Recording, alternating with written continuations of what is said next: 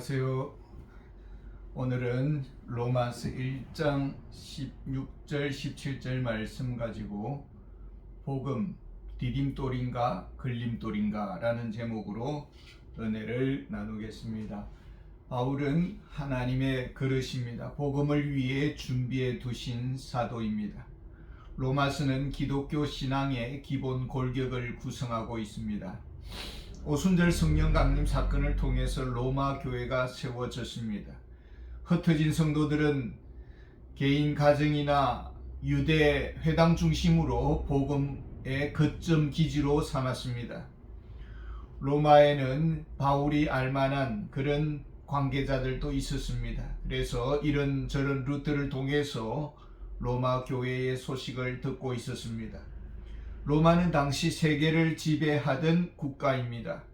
그 영토는 로마, 이탈리아뿐만 아니라 그리스 또 아랍 지역까지 세계를 제패하고 있었습니다. 아주 광범위한 지역을 통치하고 있었습니다. 로마는 세계 제국의 수도였습니다.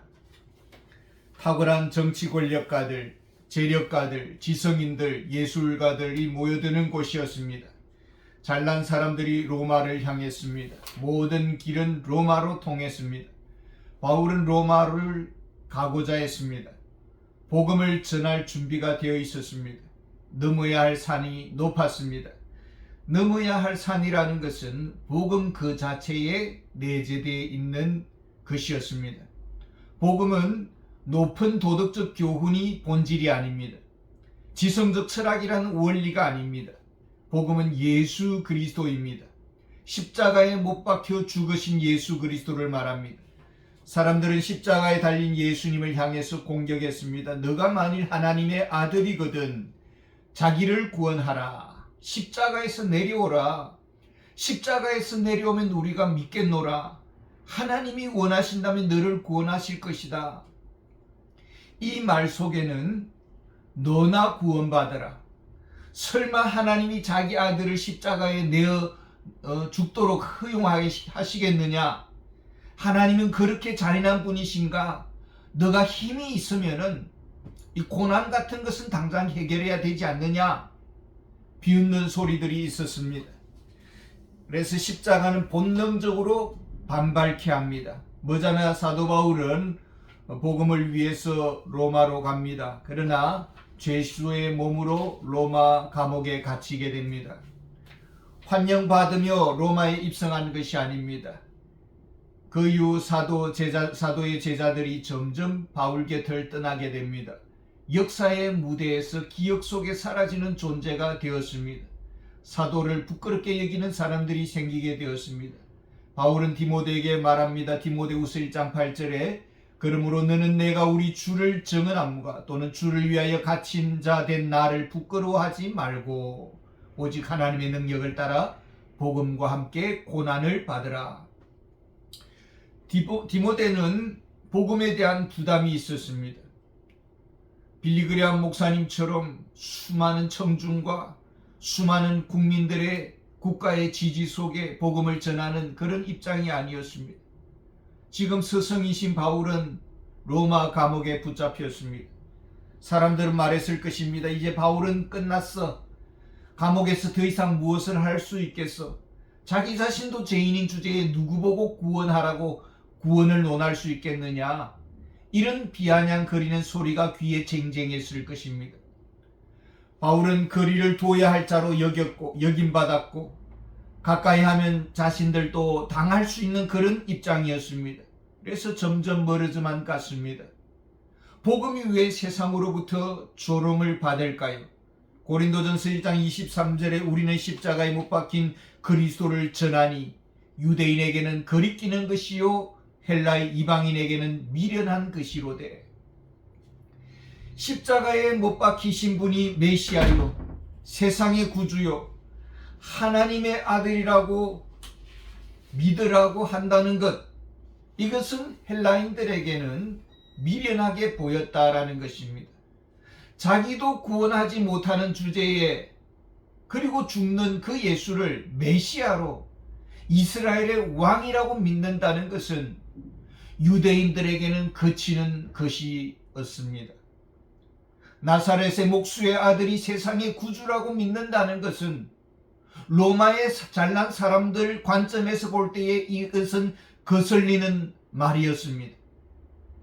세네카와 같은 키케로와 같은 그런 네로의 스승들이 있는 로마에서 십자가의 그리스도는 조롱과 비웃음의 대상이었을 것입니다.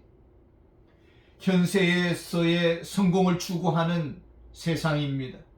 부와 건강한 가정과 가문, 그리고 안정된 직장, 지속적인 부의 축적, 국가 통치 원리, 사회를 이끌어 나가는 리더십, 이런 것들이 세상에는 필요한 지식들입니다. 바울은 복음에 대해서 어떻게 생각했습니까? 고린도전서 3장 18절에 보면은 아무도 자신을 속이지 말라. 너희 중에 누구든지 이 세상에서 지혜 있는 줄로 생각하거든 어리석은 자가 되라. 그리하여야 지혜로운 자가 되리라. 지혜로운 자의 관문이 있습니다. 자기에 대한 정직한 이해입니다. 자신을 보아야 됩니다. 하나님의 사형 선고 앞에 선 자신, 구원을 위해서 그 무엇도 할 수 없는 자신, 심판 외에는 다른 길이 보이지 않는 인생, 하나님 앞에 항복할 수밖에 없는 인생, 하나님 앞에 두 손 들고 나아가야 하는 낮아진 자신을 보아야 하는 것입니다. 세상적으로 바울은 뒤떨어지지 않았습니다. 최고의 율법 교사였고 양부모님이 순수 유대 혈통이었습니다. 지성적으로 헬라 철학의 그 배경 속에서 성장했고 유대 가말리엘 문화생으로 학습을 했습니다. 그 모든 잘남이 교만을 만들더라라는 것입니다. 고린도전서 8장 1절에 보면은 지식은 교만하게 하며, 세상적 잘남이 하나님 앞에 나아가는데 걸림돌이었습니다. 세상은 지성인을 환영합니다. 학위를 좋아하고 지성인이 그 사회와 국가를 이끌어 나가고 공헌합니다. 도덕적 의의를 가진 자들이 체면을 중시합니다. 사회를 품격 있게 만들려고 합니다. 그래서 품격을 많이 따집니다. 어떤 나라는 교양을 그 사회의 이 기준으로 평가를 합니다. 사도 바울은 여기에 아주 적합한 인물이었습니다. 그런데 이런 자기 자랑이 하나님 앞에서는 소용이 없더라라는 것입니다. 이사야 64장 6절에 보면 무릇 우리는 다 부정한 자 같아서 우리의 의는 다 더러운 옷 같으며 우리는 다 잎사귀같이 시들므로 우리의 제약이 바람같이 우리를 몰아가나이다. 어느 훌륭한 대학교 출신이 있었습니다. 엘리트 가정입니다. 아버지는 큰 회사를 운영하고 있었고 부인도 열심히 교회를 다녔습니다. 그런데 그 남편은 직장도 없으면서 교회에 가자고 하면은 거부합니다. 왜냐? 이유를 물어보면은 교회 성도들과 자기가 레벨이 다르다는 것이죠. 자기는 좋은 대학을 나왔다는 것이죠. 사회적 높은 그런 레벨이 하나님께 나아가는데 걸림돌이 되고 있더라라는 것입니다. 사도 바울은 이 세상적 자랑들을 분토로 여겼습니다. 하나님 앞에 서는데 방해물이었다라는 것입니다. 그래서 자칫 잘못하면은 교묘하게 다른 복음을 전할 가능성이 있습니다.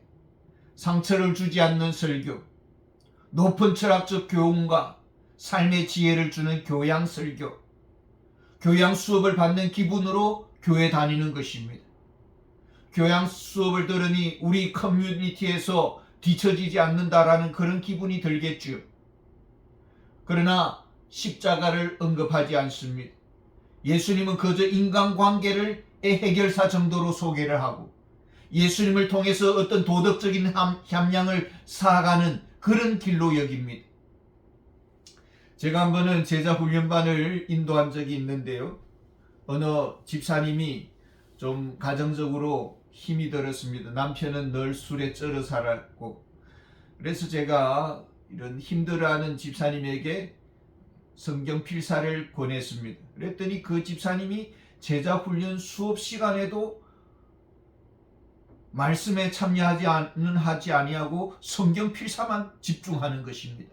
이것이 모든 문제의 만병통치약이냐? 그렇게 생각을 한 것입니다. 그리스도를 모든 문제를 해결하는 도깨비 방망으로 이로 여기게 만드는 설교, 행복만 전하는 설교, 삶의 지혜를 가르치는 이런 지성적 설교. 그러나 결코 내면의 죄를 건드리지 않습니다. 자기의를 자랑하게 하고 높이고 점점 그 자기의의 성 안에 갇히도록 부추기는 것입니다. 이것은 순간적으로는 위로가 될 수가 있습니다. 그러나 지옥으로 인도하는 길입니다. 세상은 복음을 미워합니다. 부끄럽게 여깁니다. 복음은 구원의 과정에서 우리를 고발합니다. 정죄라는 자기 죽음의 과정이 있습니다. 내면 깊은 곳에는 나는 전혀 가능성이 없다라는 이런 자기 자신에 대한 그런 고발이 있습니다. 예수 그리스도의 죽으심이 없다면 결코 용서를 받을 수 없습니다. 나는 죄인으로 살다가 이대로 끝날 것이다라는 이런 자기에 대한 처절한 그런 낮아짐이 있습니다. 제가 총신신대원 입학시험 당시에 면접 시간이었습니다. 우리 총신대 심리학학 교수님이었는데 이분이 면접관이었습니다. 그리고 한 8명, 6명, 8명 정도 자리에 앉아 있는데 우리에게 동일한 질문을 딱 던졌습니다. 그 질문이 무엇인가 하면은 각자 자기 자신을 어떻게 생각하는가라는 질문이었습니다. 그래서 지금 이 자리에서 내가 어떻게 말하느냐에 따라서 내가 총신신대원에 합격할 수도 있고 떨어질 수도 있는 문제죠. 이 자리에서 내가 내 자신을 자랑해야 되는 것인지, 날 좀 뽑아달라고, 아니면은 정말 내 내면 속에 있는 나의 치부를 솔직히 인정하면서 나는 자격이 없다고 해야 되는 것인지 참 난감한 그런 자리였습니다. 세월이 지나서 돌이켜봅니다. 그 교수님은 목회 준비생들의 그 영적인 기본 자질을 묻고 있었던 것 같습니다. 진정 자기 의를 부정하는 기본이 된 학생인가를 묻고 있었던 것입니다. 진정 그리스도인이라면 자기 의를 내려놓아야 합니다. 그래서 제가 학교 다닐 때에 한 참 귀한 교수님이 있었는데 그분의 입에는 습관적인 언어가 있었습니다. 항상 내가 아니요라는 그런 말을 늘 하시는 그런 분이었습니다. 손을 흔들면서 나는 아닙니다라고 그렇게 말을 하는 것입니다. 존 칼빈의 기독교 강요를 제가 논문을 쓰면서 연구하면서 존 칼빈은 많은 내용의 분량을 자기 부정에 대해서 썼습니다. 자기 부정이 없이는 기독교에 입문한 것이 아닙니다. 역사에 위대한 전도자들이 있었습니다. 조지 히필드라는 그런 복음 전도자가 있었는데 교양과 지성의 그 신사의 나라인 영국에서 복음을 전할 때에 점잖은 그런 신사 양반들이 히필드를 가리켜서 사팔뜨기 박사라고 그렇게 비아냥거렸습니다. 복음은 고고한 교훈과 철학의 그 사회에서 멸시를 받는 것이죠. 빌리 그레엄 목사님이 영국 복음화를 위해서 건너갔을 때에 집집마다 문을 꽁꽁 닫고 문을 열어주지 않습니다. 목사님들에게 문을 방문해서 문을 두드리고 이 집회를 열 수 있도록 도와달라고 협조를 구했습니다. 영국의 지체 높은 국회의원들은 웬 시골 촌놈이 우리나라에 와서 귀찮게 하는가라고 그렇게 비웃었습니다. 요한 웨슬레는 천민 출신의 이 광부들 길거리의 불량자들에게 복음을 전했습니다. 가난한 사람들에게 복음을 전했습니다. 영국 사회는 존 웨슬리를 향해서 비난합니다. 너희 청중들은 다 변변찮은 사람들, 그렇고 그런 사람들만 너를 줄줄줄 따라다니는구나 하면서 비웃었습니다. 이때 요한 웨슬레는 나는 부끄럽지 않습니다. 오히려 나는 더욱더 비천해지려 합니다라고 그렇게 말을 했습니다. 세례 요한은 이렇게 말을 합니다. 그는 흥하여야 하겠고 예수님은 흥하여야 하겠고 나 세례 요한은 망하여야 하리라. 우리가 우리 자신을 높이고 높이면은 하나님의 의와는 멀어져 갑니다. 구원은 우리에게서 나오지 않습니다. 낮은 자에게 하나님의 은혜와 의가 흘러 들어가는 것입니다. 사도 바울은 복음을 부끄러워하지 않는다고 했습니다. 이유는 복음은 구원을 주시는 하나님의 능력이기 때문입니다. 애쓰고 수고해서 획득하는 의가 아닙니다. 하나님으로부터 오는 선물입니다. 진정 영혼의 행복, 영혼의 평안, 영혼의 소생함은 예수 그리스도와의 인격적인 만남에서 오는 것입니다. 그분으로부터 주어지는 하나님의 의를 받을 때에 우리는 진정한 평안을 얻을 수가 있는 것입니다. 과연 나는 하나님 앞에 서 있습니까? 진정 하나님의 의를 사모하는 것입니까? 감사합니다.